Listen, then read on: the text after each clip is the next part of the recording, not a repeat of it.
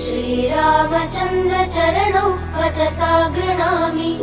श्रीरामचन्द्र चरणौ शिरसा नमामि। श्रीरामचन्द्र चरणौ शरणं प्रपद्ये। माता रामो मत्पिता रामचन्द्रः, स्वामी रामो मत्सखा रामचन्द्रः, सर्वस्वं मे रामचन्द्रो दयालुः।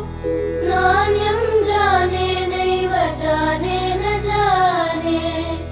दक्षिणे लक्ष्मणो यस्य, वामे च जनकात्मजा, पुरतो मारुतिर्यस्य, तं वन्दे रघुनन्दनम्।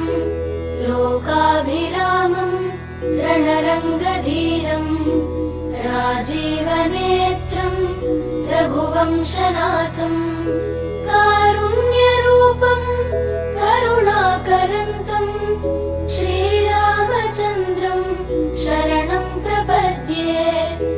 मनोजवं मारुततुल्यवेगं, जितेन्द्रियं बुद्धिमतां वरिष्ठं, वातात्मजं वानरयूथमुख्यं,